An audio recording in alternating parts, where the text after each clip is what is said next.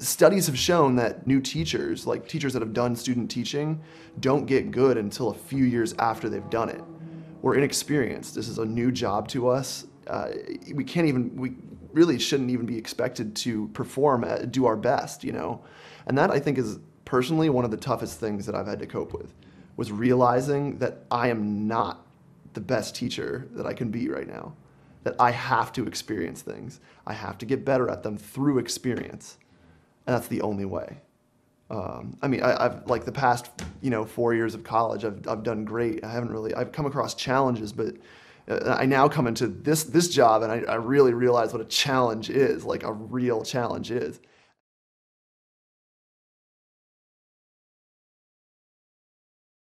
The biggest thing is talking to people, learning things from people, not being afraid to say this didn't work out today, because like it sounds silly, like you'd think like, oh, why wouldn't I be afraid to say that something didn't work out? But you're working at a school where you're expected to be good. You're expected to be a good teacher.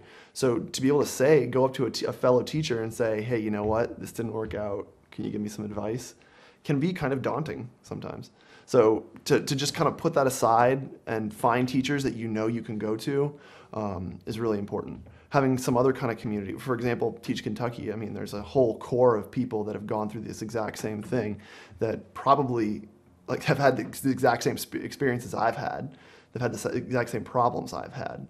So having people you can go to is probably one of the best things.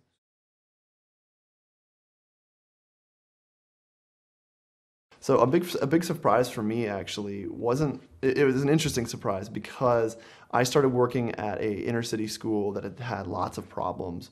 You hear these horror stories about I heard horror stories about how bad this school was, or bad this school was. They had lots of behavior issues, and it was a tough school supposedly.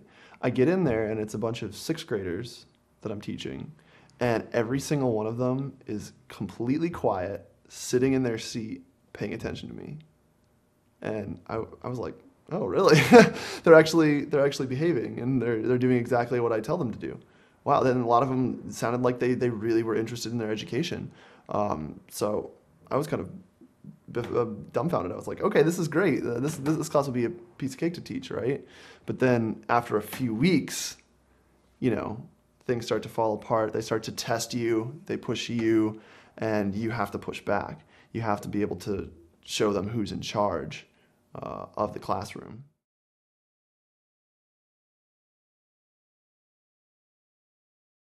My students are actually very interesting.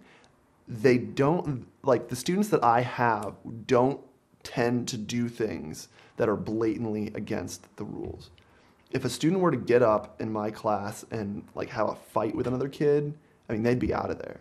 So the way my students do it is they test the line. They'll go right up to where they're breaking the rule and see if I do anything, and then maybe go a little bit further and see if I do anything and go any further. So an example is like in class, we're at a level 5, right? Which means that silence. It's a voice level 5, which is silence, okay? And someone will just randomly like make this small noise. They'll just go like, nah, in class, right? Now, if I were to call them out on it, they could easily say that, oh, I had a cramp in my leg. I mean, what? Like, I'm sorry, whatever. I had a cramp in my leg. It's okay. So, like, what do? Well, you can't punish someone for having a cramp in their leg. I mean, I've probably done the same thing. And you think, oh, I can understand that. I'll just let it go, right? But then they'll try something a little bit further. They'll get up out of their chair, and you'll say, hey, you got up out of your chair, and you're about to give them a consequence, and then they'll say, oh, well, the person across across the room was calling me over. Like, I have to go over. They were calling me. They looked like it was something important. So you'll say, oh, well, and then you'll get sidetracked and try and find reason for what they're doing, right? So what I'm learning now, and you know what's funny is that I'm not an expert at this. I haven't learned this yet. I right now don't know how to deal with every situation. I'm not good at it, but I'm learning about that. And I'm learning to notice problems before they start.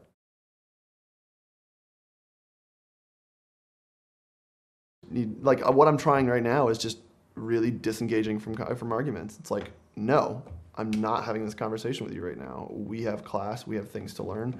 I'm not we're not going to have this conversation right now. Which is tough because you really want to, and a lot of times they make it seem like I'm really being treated unfair right now. That's one of the biggest things I've had in one of my toughest classes. They genuinely feel like they're being treated unfair.